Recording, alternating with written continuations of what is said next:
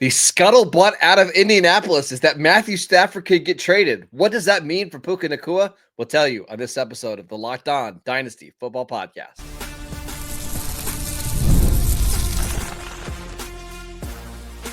You are Locked On Dynasty Football, part of the Locked On Podcast Network. Your team every day. Here are your hosts, Marcus Mosher and Kate Madjuk. Welcome back to the Locked On Dynasty Football Podcast, part of the Locked On Podcast Network, your team every day. We'd like to thank you for making us your first listen of the day. Today's episode is brought to you by FanDuel. Right now, new FanDuel customers can get $150 in bonus bets if your first $5 bet wins. I am your host, Marcus Mosher. You can follow me on Twitter at Marcus_Mosher. Joining me today, as always, is Kate Madjuk. You can follow her on Twitter at Kate Madjuk. Kate, we've got some really good mailbag questions today. Let's dive right into it. This one is from Jackie, wants to know, should I be worried about my Puka Nacua in Dynasty Leagues with all of these Matt Stafford rumors? No, you shouldn't be worried about Puka Nacua. And it's my Puka Nacua. Puka Nacua. That's my favorite part of that question. Yes. Yeah, that's 100% the best part of that question. And no, I don't think you should worry about Puka Nacua. And here's why. Puka Nacua is a really, really good pro wide receiver. And I do think he's the type of quarterback-friendly wide receiver that can elevate an offense, even if the quarterback play isn't as great as it should be. Another reason I'm not worried, I believe in the Rams organization. I believe in the way that they have conducted themselves in, what I think everybody kind of expected would be like a rebuild after trading away picks and blah, blah, blah. I think people thought after the Super Bowl we were going to see some sort of downturn. But no, I think the Rams were one of my favorite dark horses all throughout this season, despite the fact that, yeah, you have an aging Matt Stafford, you have an aging Cooper Kupp. This is an organization that I truly believe in top to bottom. I believe that they're pretty good when it comes to player prospect evaluations. Obviously, they just lost some of their scouting talent in-house. We'll see how that turns out. But I believe in the organization. And I think in this day and age, it's becoming really hard to hang your hat on a player's situation, right? Now more than ever, we are seeing player situations change so rapidly in the NFL. You're right. And I don't believe, and please tell me if you disagree. I saw a report yesterday that the Rams are comfortable with Jimmy Garoppolo as their starting quarterback if Matt Stafford leaves. Okay. I'm comfortable laying on a concrete bed if my bed blows up. Yeah, which again, that won't happen, so you don't need to worry about it. There's no way that the Rams are going into the 2025 season with Jimmy Garoppolo as their starter. Now, maybe they draft somebody, or maybe they sign somebody and Garoppolo ends up just becoming the better option. I just don't believe that he's plan A. I have to believe, Kate, that if the Rams are seriously considered trading Matt Stafford, they know who their other starting quarterback is going to be. Maybe it's Aaron Rodgers. Maybe they've got a deal for Sam Darnold to come and be the quarterback. I just don't see that becoming a major issue. Truthfully, I think Puka's going to be okay. I think Sean McVay is going to do a really good job of making sure he gets the football. I would be concerned about the other weapons on offense having fantasy value, dynasty value, but not for Puka. I think most of the time these organizations are really good at feeding their number one receiver. I also think we have to look at how do you evaluate Puka Nacua, right? Do you believe that he is truly in the upper echelon of fantasy wide receivers? Not just fantasy, honestly, just in general. Do you believe he is an elite wide receiver? And I don't think there's anything that we've seen, whether it's tape, whether it's analytics, that tells us that Puka Nacua is not worthy of a top 5 dynasty wide receiver value, unless you're just still hung up on the fact that he fell in the actual NFL draft. But that was largely due to injury concerns. We saw a little bit of that pop up. But when he is on the football field and healthy, he is a top producer in the NFL. And I think we saw this a little bit with Justin Jefferson, right? We had these concerns about Justin Jefferson this year Well, what if they don't have an answer at quarterback? Kirk Cousins is no longer the answer. Like Sam Darnold's going to throw him the football. It turns out Sam Darnold was a fine solution that a lot of people generally overreacted to. So Yeah. I think he's a great case study for believe in the wide receiver, believe in the talent. And especially if you believe in the offensive scheme and the talents of Sean McVay as a play caller, probably going to extend to whatever quarterback is next in line. I mean, I think it can really help raise your ceiling. Mm-hmm. Kate, I look at let's look at the top 7 or 8 players this year in receiving yards. Okay. You had Jamar Chase, Burrow. Boom. That one's obvious, right? Justin Jefferson played with Sam Darnold, who had a lot of people were concerned about going into that year. Brian Thomas Jr. finished 3rd in receiving yards, and he played with a hurt Trevor Lawrence and Mac Jones for most of the season. Right? Drake London played with a completely washed Kirk Cousins and a rookie Michael Penix over the last 3 games. You had Jerry Jeudy playing with Deshaun Watson, Dorian Thompson-Robinson, Jameis Winston, and I think was a Bailey Zappi mixed in there at the end, and he receiving yards. You had CeeDee Lamb played with Cooper Rush for more than half of the season. Malik Neighbors played with Daniel Jones, Tommy DeVito, Drew Lock, Brock Bowers, all the quarter. It just doesn't matter that much. And maybe the ceiling of 1,600 yards and double-digit touchdowns is gone if Stafford isn't there. But if it's Aaron Rodgers throwing him the football, or if it's Sam Darnold throwing him the football, I just don't care that much. Yeah, and I think again, looking at the question mark of if they trade Matthew Stafford, what's their plan? I think you're very fair in your point that they're probably not trading Matthew Stafford unless they have a decent idea of a potential answer at quarterback, right? Like Yeah. this is once again a solid organization that makes pretty sound decisions. Or if they think Stafford's just onto the point of being not washed because he played well this year, but having some real concerns about the drop off. And he was drafted in 2009. We're going into the 2025 season. It's year 17 for Stafford, I believe. The Rams are one of the best organizations. They're one of the best coach teams. And I think Puka is a premier talent. I'm just not overreacting. Right now on Dynasty League Football, Kate, he's being drafted as wide receiver 7. The names ahead of him are Chase, Jefferson, Lamb, Neighbors, Brown, Brian Thomas. I don't see him passing any of those guys anyways. The question is the tier below him, Nico Collins, A.J. Brown, Drake London, Marvin Harrison Jr. Are you moving any of those guys ahead of Puka if Stafford is dealt?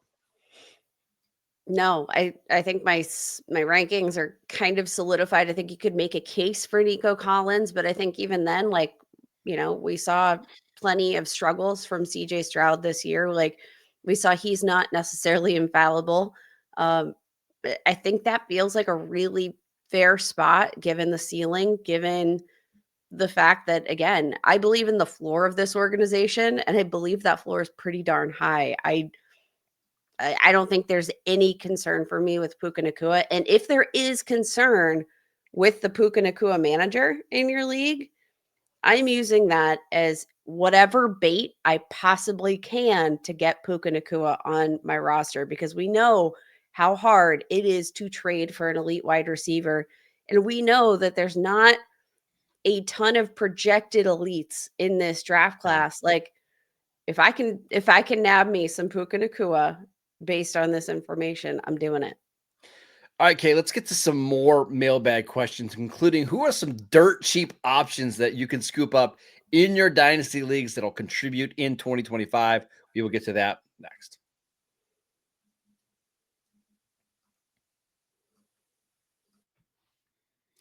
Welcome back to the Locked On Dynasty Football Podcast. We'd like to thank you for making us your first listen of the day. Okay, let's continue to get to some more mailbag questions. We got a really good one here. And the question is, who are some dirt cheap options in our dynasty leagues that we can pick up this offseason that'll help contribute in 2025? Do you have any names here that you recommend? This is going to be kind of a weird name because, again, the organization kind of in flux right now. We don't have an answer at quarterback, but how about Jacoby Myers, who... That was my name. I'm not even joking. That was not my name. I know he's not the sexiest name, but none of these guys are going to be sexy names. But Jacoby Myers is one of these perennial producers in the National Football League that I think just continues to fly over the radar. As a Steelers fan, for instance, like I was looking at Jacoby Myers all throughout the 2023 offseason because I was in hopes that he was going to find his way to Pittsburgh, because what you get out of Jacoby Myers is just this consistent pattern of production that I don't really think we get enough of here in, our current situations. Now, I know that, again, the situation isn't great for a player like, in this system, with all these offensive question marks, without a quarterback. But like, if I told you that you could get a wide receiver that had 135 targets sharing the football field with one of the best receiving talents we saw coming out of the 2024 draft class, and he posted over 1,000 yards and 4 touchdowns, I think you'd be pretty dang happy with that, especially considering the fact that, man, you really have to pay just about nothing to get, a weekly fill-in. Wide receiver 51 on Dynasty League Football startup ADP right now. I hate that you stole my name right there, because that was my number one guy. And I just don't see the Raiders being super aggressive in the wide receiver market for a couple different reasons. Number one, just where they're drafting at pick 6. I think that's either going to be a quarterback or a defensive player, maybe some offensive line help. And I think they are going to be aggressive in the quarterback market. We got a report from Diana Rossini today that they're very much in the Matt Stafford talks, and that makes sense if Tom Brady's trying to recruit him. And again, if I can't imagine Matt Stafford playing with Jacoby Myers, what that would do to his numbers. But they also have Brock Bowers, and I think that's why I don't think they're going to go out and get a receiver, because Brock Bowers basically is their wide receiver 1. Jacoby Myers is just a good football player. He plays just about every game. Good. I like that call. I've got to do a little bit more digging, Kate, but I'm going to go Christian Kirk. This is another older player. He's only 28. Christian Kirk has dealt with some injuries over the last couple of years, but we've seen Kirk be a productive player in the NFL. I don't know if it's going to be with Jacksonville this year. There's been some talks about him potentially being cut or traded, but he is the type of receiver that has been really good anytime he's on the field. And that's all we're talking about. Like, we're talking about guys that can be like flex options every single week. And to me, that's Christian Kirk, whether that's with Jacksonville, whether that's with the Steelers. We know Pittsburgh poked around there last offseason. Right now, he's being drafted as wide receiver 67. Once we get this new rookie class coming in, he'll be down to wide receiver 75 or so. That's just in a range where I think it's palatable to go up and get him.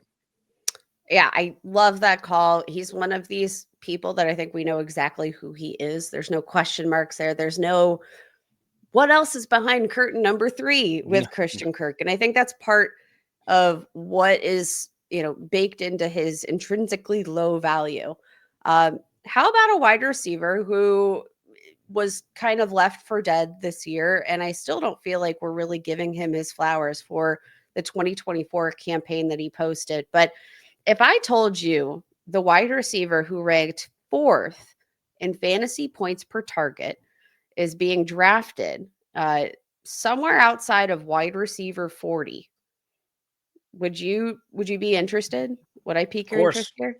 The per player profiler, 24th in explosive play rating, 6th in quarter or NFL passer rating when targeted, 7th in production premium, 7th in yards per reception, 6th in yards per target. All those numbers sound pretty good, right? Of course. Yep.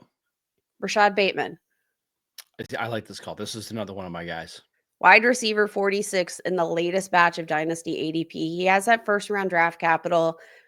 Injuries, I think, have played a huge part in his lack of progress over the years. But this is one of the first years we've truly seen him healthy and fully involved in the offense. And he became a laser-focused dart for Lamar Jackson in the end zone, an area where we know Mark Andrews has been super productive and super involved. There's been some speculation that they could move on from Mark Andrews this season. I would not be surprised if Rashad Bateman ranks top 10 in red zone targets come 2025. And I don't think that anybody's really giving him the credit for it when they're evaluating him, because he burned so many people the first time around. Yep, I agree. And I don't see Baltimore going up and trying to get more receivers. In fact, I think they could even be getting fewer receivers. I would be surprised if Mark Andrews is on the way out. We'll talk about him tomorrow. Just be on the lookout for that. So I think that's a really good call. One more here before we move on. I'm riding with my guy Jake Ferguson with the Cowboys. Maybe this is me just being a Cowboy homer. I try not to be a homer, but Jake Says Ferguson. the man wearing a Locked On Cowboys sweatshirt, Marcus. All right, you tell me where I'm wrong, though. Like, we've seen Jake Ferguson be a tight end one and somebody who can give you really good high-end production at the tight end position. Ferguson got hurt in week 1 this year, dealt with a knee injury, and by the time he was fully healthy, Dak Prescott was out for the season. He's still the clear-cut tight end one in Dallas. I think this Cowboys offense is still going to be pretty good. He's only 26, Kate. Like, this is when tight ends really start to break out. And now he's down to tight end 20 in our dynasty leagues. If you're just looking for let's say a low end tight end one, but you just don't want to pay premium prices, you don't have the Brock Bowers, the Trey McBride, the Sam Laportas, I think stacking a David Njoku with a Jake Ferguson makes a lot of sense. And right now on Dynasty League Football, his overall draft positioning, 163 in startup drafts. I just think he's a good low-end option that you can get for almost nothing.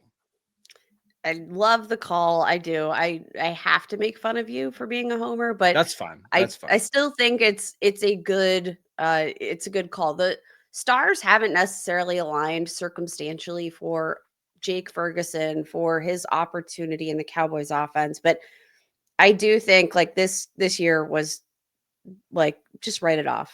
Write it off. It's a write off. We don't talk about 2024 Jake Ferguson because, again, the circumstances with injuries, the timing of those injuries, none of it was conducive to the big Jake Ferguson breakout we were hoping for. But he is a player that has shown, the rapport with the quarterback that we're looking for.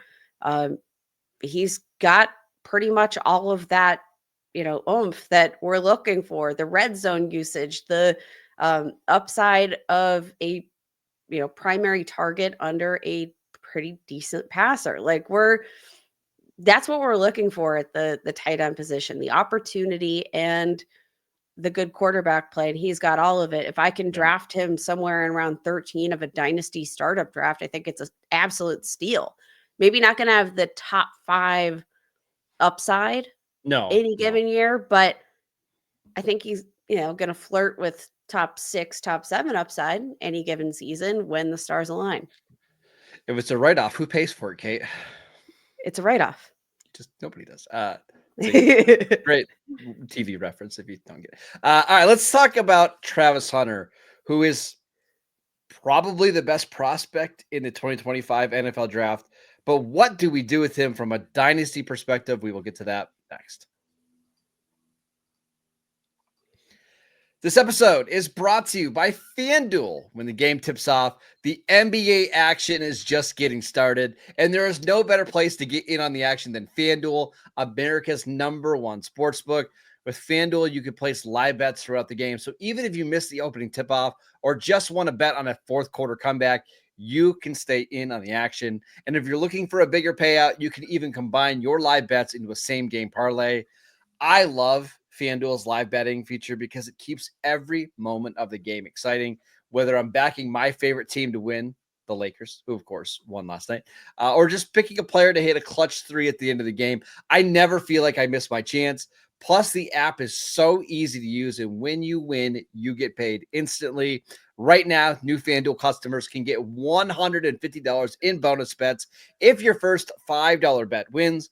Just visit FanDuel.com to join today. That is FanDuel.com for your shot at $150 in bonus bets, and make every moment more with FanDuel, the official sports betting partner of the NBA. Welcome back to the Locked On Dynasty Football Podcast. We'd like to thank you for making us your first listen of the day. For your second listen, check out the Locked On NFL Draft Show with Damian Parson and Keith Sanchez. Now that the NFL season is over, get the latest draft rankings, rumors, and news every single day. Find Locked On NFL Draft on YouTube or wherever you listen to your podcasts. All right, Kate, our last question here comes from longtime listener to the show, Sigmund Bloom, good friend. He wants to know, how much should Travis Hunter's dynasty value change if he's announced as a wide receiver or a cornerback during the NFL draft? I do think that, generally speaking, we need to be judicious and fair when we are coming to our conclusions about Travis Hunter. And I think a big part of that is going to be like just trusting what we're hearing about the expectations for him at the next level. He's going to be announced, one side or the other. There's still going to be the possibility that he's going to play both sides of the ball. But I do think we're going to probably see that drastically reduced here at the next level. Like, he's not going to be playing 100% of offensive and defensive snaps. So if he's announced as a wide receiver, we have to evaluate him as a wide receiver, right? And Marcus, you've been pretty vocal about this. If Travis Hunter comes into the league and he plays as a pure wide receiver, he's your wide receiver one. So like by a lot. You look at the athleticism and there's so much to like there that can apply to both sides of the ball. But I think if he's announced a wide receiver, you have to evaluate him as a wide receiver. You have to put those concerns at bay regarding the potential to play both sides of the field, because if he had played one position or the other, I think we would have seen him like absolutely maxed out at the collegiate production level. Like, we've probably seen him operating at like 90% on either side of the ball, right? Oh, I mean, I think at times you even saw less than that at wide receiver this year because he just didn't get to practice it a ton because he was focused on defense as well. He was the Biletnikoff Award winner, which was the nation's top receiver in the country. And he a lot of times was running routes after playing 90 snaps on defense. If he were a pure receiver prospect, Kate, let's pretend he never played defense, I would have him in a similar tier as Malik Nabers as a prospect, as just a receiver prospect. And again, Malik Nabers is wide receiver 4 in Dynasty leagues, 4th overall. So you can see how much you kind of value him, right? So he's that good of a wide receiver prospect. One of the arguments I've heard, and this comes from Sigmund Bloom, is that even if he's announced as a corner, he's not knocking him too much because when he plays offense, it will be with the idea of getting him the ball, right? So maybe he'll get 6 to 7 targets, 4 to 5 touches, and that still should be valuable. And I understand that. And that's probably why he's being drafted at the tail end of round 1 of our Superflex rookie drafts right now. I get that. I still think, though, if he's a wide receiver, and we heard the Browns yesterday said that they believe he is they are listing unicorn, him as a wide unicorn, but they also said they view him as a wide receiver in the NFL. I think there would be a pretty significant value change if he is being drafted as a receiver. And I think that's pretty fair, especially considering there's no, real tip-top elite wide receiver prospects in this class. Like, it makes it a lot easier to bump him to the top of the list. Now, I think drafting Travis Hunter is not going to come without a risk, right? But I think the payoff is much more significant than the risk of missing out, right? Like, I think the payoff is pretty big for a guy like Travis Hunter, especially if he is going to primarily play wide receiver at the next level. And honestly, some of that might just come down to like, whatever team is on the clock, where does their greatest need lie? If he's the best player on the board, like, where do you need him? Let's speculate a little bit. I think there's only like 6 teams that could draft him, and it's probably the first 6 teams in the draft. Let's go through this a little bit. The Titans said they view him as a cornerback in the NFL. I think if that's the case, you're probably looking at him as a late first rounder in your startup or your rookie drafts. Him playing 5 to 6 plays on offense a game. I think that is fair. Okay. And you're just kind of fingers crossed that he does end up getting more playing time. Yep. The Browns at 2, we believe, we know that wide receiver. The Giants at 3. I'd probably guess cornerback. I would agree, especially after drafting Malik Neighbors, probably. New England at 4. That's the fascinating one to me. I'd probably say wide receiver. I think wide receiver as well, right? Like give Drake May that top receiver, and they've already got a pretty solid gem. Obviously, you need as many top tier cornerbacks as you can get, but like they already have Christian Gonzalez, they have Marcus Christian Gonzalez. Yeah, like they've found a cornerstone corner in previous drafts. So like, let's get a cornerstone receiver on the other side of the ball. Jacksonville at 5. My guess is corner. And probably, I think of the 5 teams, I think he probably would play the most on offense in Jacksonville as a part-time player in Liam Cohen's offense, but probably a corner. And then the Raiders at 6. I don't know with the Raiders. My gut tells me he'd be a receiver, and that Mark Davis would love to market him as a receiver and come watch Brock Bowers and Travis Hunter play together, but I don't know. That would be a great marketing I know. ploy. Like Tom you'd sell Brady, me Travis so Hunter, quickly. Brock Bowers, Pete Carroll. Like we might not be good, but we're going to be fun in Vegas, right? Heck, get Tom Brady out of retirement, put him on the football field. We've got Tom Brady throwing to Travis Hunter and Brock Bowers and Jacoby Myers. Like, man, it's like an all-out bonanza. And then after that, you go to the casino and you have yourself a night.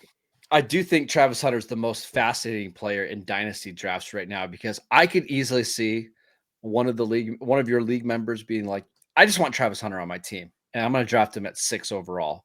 I could also see him falling to the middle of round 2, where it's like, hey, if he's only going to get 4 to 5, 6 looks a game, that's nice, but it's not something we can rely on game in and game out. He's more of a flex play rather than a everyday wide receiver 2, wide receiver 3. I'm fascinated by him, Kate. It's definitely, I think, a player with, probably one of the widest ranges of outcomes from a fantasy perspective that we could imagine for a player that is considered a top end prospect. Like the ceiling is as high as the ceiling could be, but the floor is, he doesn't even play the position you drafted him to play. It's absolutely fascinating. All right, that is it for today's show. We want to thank you for making Locked On Dynasty Football your first listen every single day. On tomorrow's show, we're going to have a little bit of a special show for you. We're going to do some rumors and talk from coaches and executives, basically some of the biggest takeaways from the media availability over the last 3 days.